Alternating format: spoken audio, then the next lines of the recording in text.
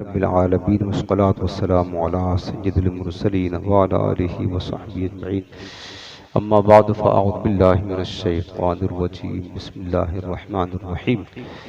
إن الله وملائكته يصلون على النبي يا أيها الذين آمنوا صلوا عليه وسلموا تسليما. اللهم صل على سيدنا مولانا محمد وعلى آله وصحبه وسلم.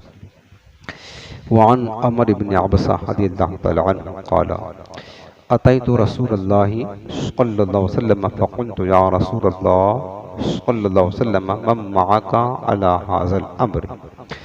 حضرت عمر بن عبسہ حضور کے صحابی ہیں. یہ ابتدائی دور اسلام بھی مان لے آنے والے صحابی ہیں. یہ اس حدیث پاک کو روایت کرتے ہیں. کہتے ہیں کہ اتیت رسول اللہ صلی اللہ علیہ وسلم، میں حضور علیہ السلام کی خدمت میں حاضر ہوا. فقلت، پھر میں نے عرض کیا کہ یا رسول اللہ صلی اللہ علیہ وسلم من معک علی ھذا الامر، آپ کے ساتھ دین اسلام میں یعنی اسلام میں آپ کے ساتھ کون کون شامل ہیں، یعنی کس نے آپ کا کلمہ پڑھا، آپ کے دین کو، ایمان کو قبول کیا ہے. قال، تو میرے آقا نے فرمایا کہ حر و عبد، ہمارے دین کو قبول کرنے والے آزاد بھی ہیں، کچھ آزاد ہیں، عبد اور کچھ غلام ہیں، یعنی دونوں طرح کے لوگ آزاد بھی ہیں، وہ بھی قبول کیا ہے، اور جو غلام ہیں انہوں نے بھی قبول کر لیا ہے. جیسے کہ حضرت سیدنا ابو بکر صدیق رضی اللہ تعالیٰ عنہ آزاد تھے، انہوں نے قبول کیا. حضرت بلال حبشی رضی اللہ تعالیٰ عنہ غلام تھے، انہوں نے بھی حضور کے دین کو قبول کیا. تو حضرت عمر بن عبسہ نے جب یہ سوال کیا تو سرکار نے جواب دیا. قلت، حضرت عمر بن عبسہ کہتے ہیں پھر میں نے عرض کیا کہ یا رسول اللہ مل اسلام، اسلام کیا ہے، یعنی اسلام کی بہترین خصلت کیا ہے، اسلام کی سچی عادتیں کیا ہیں کہ جو مسلمانوں میں ہونی چاہیے. قال، میرے آقا نے جواب دیا. اب دیکھیں ہم سب مسلمان ہیں، ہمیں یہ پتہ ہونا چاہیے کہ ہم نے اسلام قبول کیا ہے تو اسلام میں ہمارے لیے سب سے اچھی خصلت کیا ہے، ہمیں کون سی عادت اسلام کی زیادہ اپنانی چاہیے.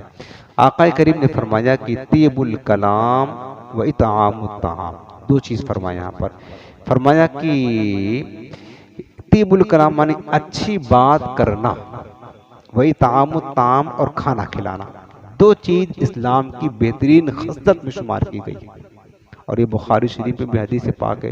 سرکار نے پوچھا، حضور صحابہ نے پوچھا یا رسول اللہ، کسی نے سوال کیا اج الاسلام خیر، حضور اسلام میں سب سے بہترین خصلت کیا ہے؟ قال، حضور نے فرمایا کہ تطعم الطعام وتقرأ السلام علی من عرفت ومن لم تعرف، فرمایا کہ کھانا کھلانا اور سلام کو عام کرنا. اور اس حدیث پاک میں دو چیز فرمائی، طیب الکلام اچھی بات کہنا، و اطعام الطعام اور کھانا کھلانا. اس اچھی بات میں ایک تو تمام جو اچھی باتیں ہیں، نیکی کی دعوت دینا، برائی سے منع کرنا، تبلیغ دین کرنا، کلمہ طیبہ پڑھنا اور لوگوں کو نصیحتیں کرنا، یہ سب شامل ہے اچھی بات میں. اور سب سے بڑی اچھی بات تو یہ ہے کہ انسان جو ہے نا تبلیغ دین کرے، نیکی کی دعوت دے، درس و بیان کرنا جو ہم آپ کو سمجھا رہے ہیں، یہ تو سب سے اچھی بات ہے. یعنی کل ملا کر یوں سمجھ لیں کہ اچھی بات کا مفہوم بہت وسیع ہے. جو بھی اچھی بات ہو، چاہے وہ دعوت دین سے تعلق رکھتا ہو، چاہے وہ کلمہ طیبہ پڑھنے سے تعلق رکھتا ہو، چاہے وہ درس و بیان سے تعلق رکھتا ہو، چاہے وہ کسی کی ہمدردی کرنے سے تعلق ہو، چاہے وہ نیکی کی دعوت دینا ہو، برائی سے منع کرنا ہو، کسی کی حاجت روائی ہو، کسی کو تسلی دینا ہو، یہ ساری چیزیں اچھی بات میں شامل ہوتی ہیں. یعنی گویا کہ میرے آقا علیہ السلام چونکہ جامع الکلم ہے نا، حضور ایسا کلمہ ارشاد فرماتے ہیں کہ گویا کہ میرے آقا سمندر کو کوزے میں بھر دیتے ہیں. حضور کا ایک جملہ رہتا ہے، دو لفظ ہوتے ہیں نا، سمندر جیسا مفہوم ہوتا ہے، اس میں گہرائی میں اگر اترے تو آقا نے دو لفظ فرمایا، طیب الکلام اچھی بات کہنا. اب اس طیب الکلام میں اتنی گہرائی ہے، آپ اس کو کھولتے جائیں گے پھر یہ کبھی مطلب ختم ہی نہ ہوگا. اتنی گہرائی ہے، اتنا زیادہ وسیع اس کا مفہوم ہے. میں نے بتایا نا، کلمہ طیبہ ہے، تبلیغ دین ہے، درس و بیان ہے، دعوت دین ہے، اچھائی کی دعوت دینا، برائی سے منع کرنا، کسی کی حاجت روائی کرنا، کسی کو تسلی کے دو بول دینا، کسی غمزدہ کے سامنے اس کو تسلی دے دینا، یہ ساری چیزیں طیب الکلام میں شامل ہیں. اچھی بات کہنا. فرمایا کہ یہ اسلام کی بہت بہترین خصلت ہے۔ اور دوسری چیز آقا نے فرمایا وَإِطْعَامُ الطَّعَامِ، کھانا کھلانا۔ کھانا کھلانے کے بارے میں مسلمانوں کو کھلانا، محتاجوں کو کھلانا، بھوکوں کو کھلانا، کھلانے کی حدیث پاک میں بڑی عظیم فضیلت ہے۔ بھوکوں کو کھلانا، اور کیا کہتے ہیں کہ مسافروں کو کھلانا، غریبوں کو کھلانا، مسلمانوں کو کھلانا، یہ بھی اسلام کی بہت پاکیزہ مقدس خصلت ہے وَإِطْعَامُ الطَّعَامِ۔ لیکن جامع ترمذی کے ہم نے ایک حدیث پاک پڑھا تھا، اور کبھی ہم نے بیان بھی کیا درس میں، ترمذی شریف میرے آقا کریم نے فرمایا کہ لا تصاحب الا مؤمنا، فرمایا کہ تم سوائے مومن کے کسی کی صحبت اختیار مت کرنا، کسی کی سنگت میں مت بیٹھنا۔ لا تصاحب، دوستی مت کرنا، صحبت میں مت بیٹھنا، الا مؤمنا، سوائے اس کے جو مومن اور مومن کامل صادق مومن، ولا یاکل طعامک الا تقی، اور آقا نے فرمایا کہ تیرا کھانا نہ کھائے مگر متقی آدمی، یعنی کھلانے میں زیادہ فوقیت متقی پرہیزگاروں کو دیا کرو، پرہیزگاروں کو دیا کرو۔ حالانکہ تمام مسلمان ہیں، کھلانا سب کو فضیلت ہے، لیکن یاد رکھنا جو ایک فاسق ہے، فاجر ہے، بے نمازی ہے، جھوٹ بولتا ہے، فریب کرتا ہے، مسلمان ہے، اس کو بھی کھلائیں گے تو اتنا آپ کو ثواب تو ملے گا، لیکن ایک بندہ جو عبادت کرتا ہے، قرآن پڑھتا ہے، درس و بیان کرتا ہے، واعظ و نصیحت کرتا ہے، نیک عمل کرتا ہے، عبادت کرتا ہے، اس کو کھلائیں گے، دونوں میں فرق کیا بتائیں؟ جو فاسق و فاجر کو کھلائیں گے تو آپ کو کھانے کے بعد جو طاقت پیدا ہوگی تو گناہ ہی کرے گا، اور آپ ایسے آدمی کو کھانا اپنا کھلائیں گے کہ جو تقوی پرہیزگار ہے، قرآن پڑھتا ہے، نماز پڑھتا ہے، دینی خدمات کرتا ہے، دین کی دعوت دیتا ہے، علم دین سیکھتا ہے، عبادت کرتا ہے، ریاست کرتا ہے، اس کو کھلائیں گے تو آپ کا کھانا کھا کر جو اس کے اندر قوت پیدا ہوگی اس سے نماز پڑھے گا، اس سے دین کی دعوت دے گا، اس سے قرآن پڑھے گا، اس سے کلمہ پڑھے گا، درود پڑھے گا، تو آپ بھی اس میں برابر کے شامل ہوگے۔ جو نیک عمل کرے گا آپ کو بھی اس کا فیض ملتا رہے گا۔ اس لیے میرے آقا نے فرمایا کہ وَلَا يَأْكُلْ طَعَامَكَ إِلَّا تَقِيٌّ، جہاں تک ہو سکے اپنا کھانا متقی پرہیزگاروں کو کھلایا کرو۔ تم کھانا متقیوں کو کھلاؤ گے تو اور زیادہ عبادت کریں گے، تو ان کی عبادت کا فیض تمہیں بھی ملتا رہے گا۔ باقی تمام مسلمانوں کو کھانا کھلانا کی صورت ہے، بہرحال حدیث پاک میں کھلانے کی فضیلت ہے۔ بتایا کہ اسلام کی پاکیزہ دو خصلتیں میرے آقا نے فرمائی، ایک تو طیب الکلام، اچھی بات کہنا، دوسرا وإطعام الطعام، اور کھانا کھلانا۔ کل تو حضرت عمر بن ابسہ کہتے ہیں کہ میں نے عرض کیا کہ یا رسول اللہ صلی اللہ علیہ وسلم مل ایمان، ایمان کیا ہے، یعنی ایمان کے اندر بہترین افضل چیز کیا ہے، یا ایمان کی بہترین خصلت کیا ہے، کامل ایمان کیا ہے، اس کے بارے میں سرکار سے انہوں نے سوال کیا تو قالا، میرے آقا فرماتے ہیں الصبر والسماحت، فرمائے کہ صبر کرنا اور سخاوت کرنا، دو چیز یہاں بھی فرمائی۔ یعنی اسلام کے بارے میں انہوں نے پوچھا تھا تو دو چیز فرمایا تھا کہ اچھی بات کہنا، کھانا کھلانا۔ ایمان کی افضل چیز پوچھا تھا کہ ایمان کا نتیجہ کیا ہے اور مومن کی گویا کی علامت کیسی ہونی چاہیے، تو آقا نے فرمایا کہ دو چیز مومنوں میں زیادہ ہوتی ہے، ایک صبر کرنا اور ایک سخاوت کرنا۔ تو صبر کی ویسے تو تین قسمیں ہوتی ہیں، ایک ہوتا ہم کیا سمجھتے ہیں کہ کوئی مصیبت آ جائے تو صبر کرنا، یہ صبر کا سب سے ادنا درجہ ہے، کم درجہ ہے۔ صبر کی سب سے اعلیٰ جو قسم ہے نا وہ ہے گناہ چھوڑنے پر صبر کرنا۔ صبر کا معنی ہوتا ہے رک جانا، کیا کرنا، صبر کا معنی رک جانا۔ صبر کا سب سے اعلیٰ درجہ گناہ چھوڑنے پر رک جانا، اس پر رک جانا۔ جی چاہتا ہے گالی دے چپ ہو جائے، جی چاہتا بد نگاہیں کرے نگاہیں پھیر لے، تو یہ صبر کے سب سے اعلیٰ درجہ ہے۔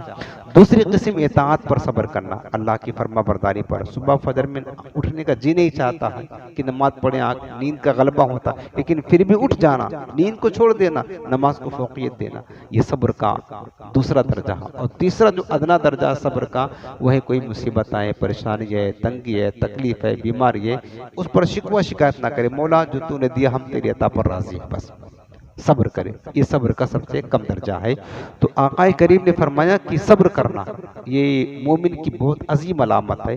دوسرا فرمایا سماحت و سخاوت کرنا، سخاوت جو ہوتی ہے نا، ایک تو مال کی سخاوت بہت مشہور ہے، مال کی سخاوت، لیکن علماء نے فرمایا ہے سخاوت ہر نعمت میں ہوتی ہے جو اللہ نے آپ کو دیا ہے، ہر نعمت میں۔ آپ کے اندر قوت ہے نا، مال نہیں ہے، طاقت ہے، قوت ہے جسمانی، اپنی جسمانی قوت سے کسی کی مدد کریں، یہ بھی سخاوت ہے۔ آپ کو مال دیا ہے، ضرورت ہے کسی کو، غریبوں کو مال کی، آپ مال سے سخاوت کریں، یہ بھی سخاوت ہے۔ لیکن سخاوت کا سب سے اعلیٰ درجہ کیا ہے پتہ ہے؟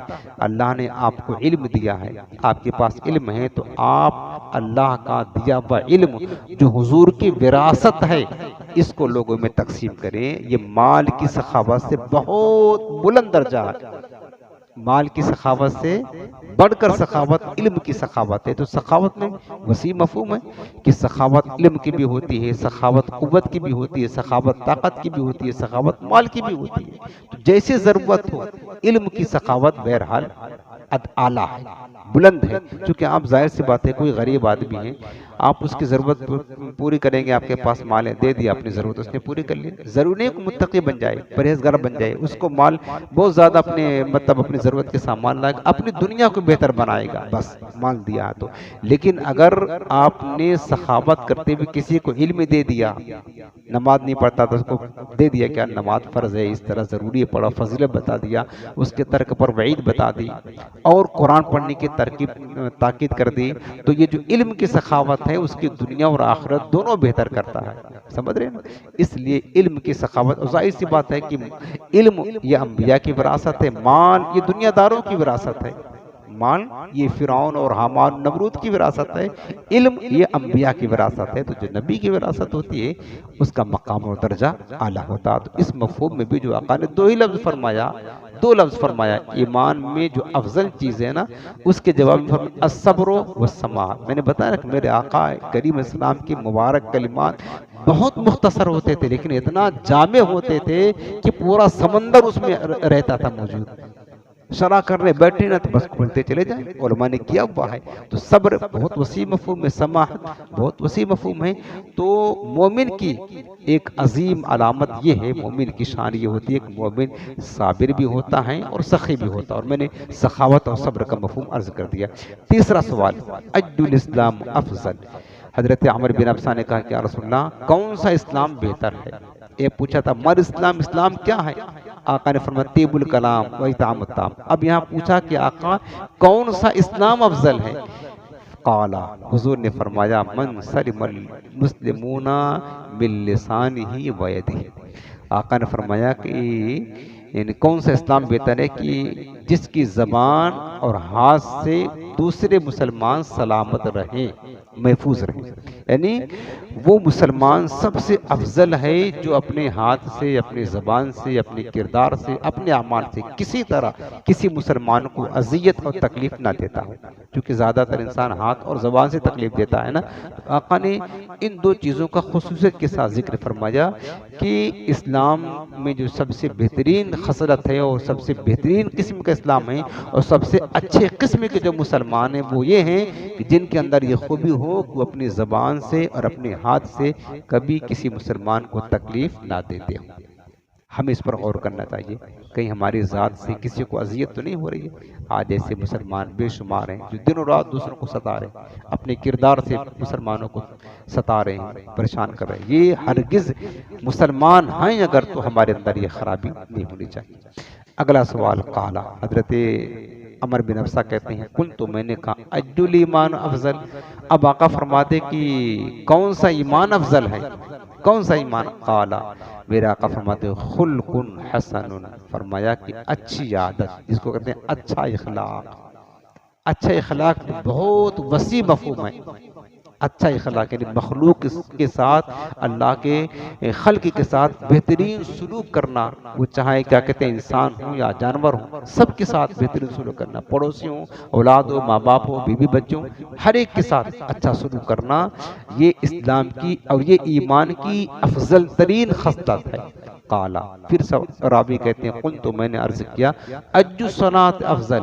یا رسول اللہ اب بتا دے کون سی نماز افضل ہے، نمازوں میں سے کون سی نماز افضل ہے؟ قالا، حضور نے فرمایا کہ طول القنوت، لمبا قیام کرنا۔ کیا مطلب؟ یعنی کھڑے ہو گئے تو حضرت امام اعظم ابو حنیفہ کی طرح بس ساری رات ایک ہی رکعت میں پورا قرآن ختم کر دیا، یہ ہے طول القیام، قنوت، لمبا قیام کرنا۔ اور ہمارے بزرگوں نے پڑھ کے دکھایا یار، پڑھ کے دکھایا، ہمارے اسلاف نے کھڑے ہو گئے تو قرآن پڑھنا شروع کیا، الف لام میم شروع کیا، ایک ہی رکعت میں وہ ناس تک ختم کر کے پھر جا کر رکوع کرتے۔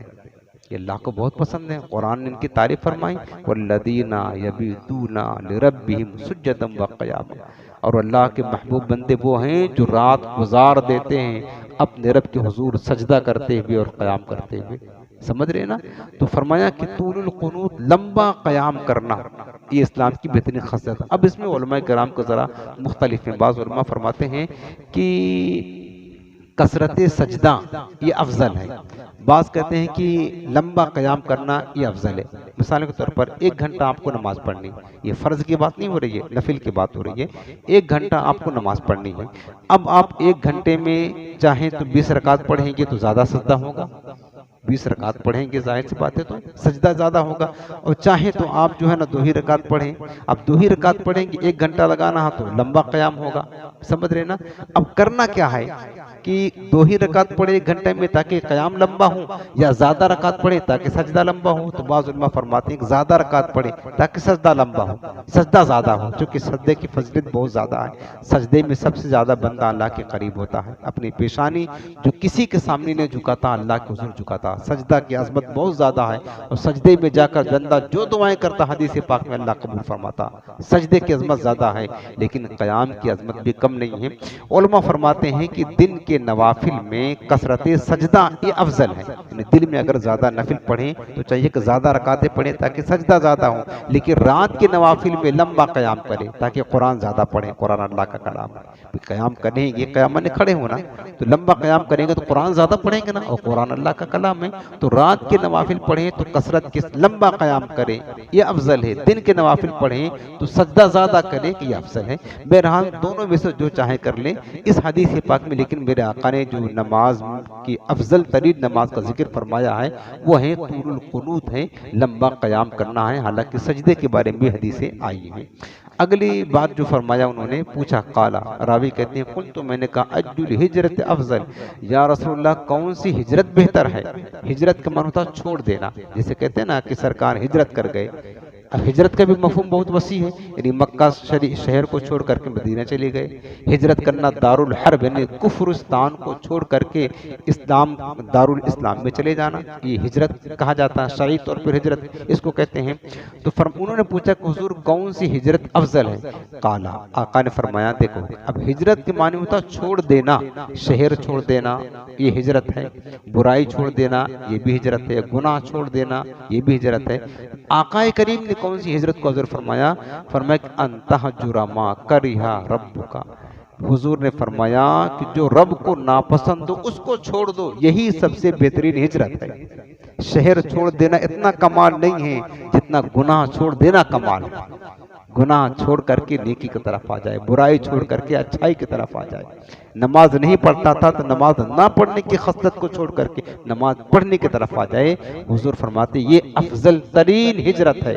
ہجرت صرف اسی کا نام نہیں ہے کہ ایک شہر کو چھوڑ کر کے دوسرے شہر میں جا کر کے آباد ہو گئے، وہ تو ہے ہی ہجرت، لیکن آپ دنوں رات ہر وقت اپنے شہر میں اپنے گھر میں رہتے ہوئے بھی روزانہ ہجرت کر سکتے ہو۔ کیسی ہجرت کریں گے؟ گناہ کرنے کا جی چاہتا چھوڑ دے، نیکی کرے، عشاء کا وقت ہے نماز پڑھنے کا جی نہیں چاہتا، برا ہے نماز نہ پڑھنا، لیکن چلے آئیں مسجد میں نماز پڑھیں، گناہ چھوڑیں، نماز قضا کرنا چھوڑیں اور نیکی کی طرف آ جائیں، نماز پڑھیں، یہ ہجرت ہے۔ اب یہ روزانہ ہر وقت آپ کر سکتے ہیں اور یہی ہجرت اللہ کو پسند ہے۔ آقا فرماتے ہیں کہ رب کو جو ناپسند ہو اسے چھوڑ دو، یہ سب سے بہترین ہجرت ہے۔ قالا قلت فأج الجہاد افضل، پھر حضرت عمر بن ابسہ پوچھتے ہیں کہ یا رسول اللہ پھر کون سا جہاد سب سے افضل ہے؟ اب بتائیے کہ حدیث پاک اگر میں شرح کرنے بیٹھوں نا پوری رات ختم ہو جائے گی، اتنی وسیع ہے یہ حدیث پاک، اتنی جامع ہے، لیکن میں شارٹ کٹ میں آپ کو بتا رہا ہوں تاکہ یہ ختم کرنا ہے۔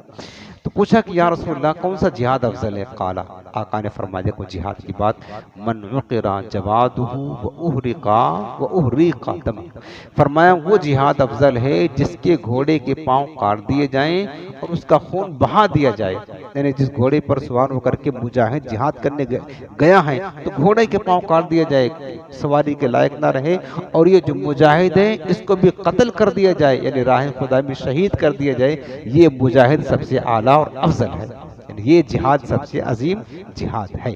قالا، پھر انہوں نے پوچھا قلت، تو میں نے کہا یا رسول اللہ اج الساعات افضل، حضور کون سی گھڑی افضل ہے، یعنی کس گھڑی میں کس وقت میں ہم عبادت کرے، اللہ کو یاد کرے تو ہمیں زیادہ ثواب ملے گا۔ یہ پوچھا کون سی گھڑی زیادہ افضل ہے، قالا جوف اللیل الاخر، میرے آقا فرماتے ہیں آخری رات کا درمیانی حصہ، جو تہجد کا وقت ہوتا ہے نا، یہ گھڑی بہت مبارک گھڑی ہوتی ہے، اور قرآن عظیم نے اس گھڑی میں اس وقت میں عبادت کرنے والوں کی اللہ نے تعریف فرمائی۔ جب دنیا سو رہی ہو، بندہ جاگ کر کے اللہ کے حضور راز و نیاز کی باتیں کرے، گڑ گڑائے، روئے، اٹھ کر کے بیدار ہو، نماز پڑھے، آنسو بہائے، یہ گھڑی کے لمحات اللہ کو بہت بہت بہت پسند ہے۔ اور اس وقت کے بارے میں جو بتایا حضور نے، جو فی اللیل الاخیر، آخری رات کا درمیانی حصہ، بلکہ حدیث میں آتا ہے کہ اللہ رب العالمین اس وقت میں آسمانی دنیا پر تجلی فرماتا ہے اور کہتا ہے میرے بندوں کچھ مانگنا ہو تو مانگ لو، میں دینے کے لیے تیار ہوں۔ مغفرت مانگنا ہے مانگ لو، روزی مانگنا وہ بھی مانگ لو، جو مانگنا مانگ لو، دینے کے لیے تیار ہوں، میں دوں گا۔ اس وقت کی یہ عظیم ساعت ہے، کاش ہمیں تہجد کی سعادت نصیب ہو جائے، اس وقت میں اللہ کی بارگاہ میں گڑ گڑانا اور رونا کاش نصیب ہو جائے۔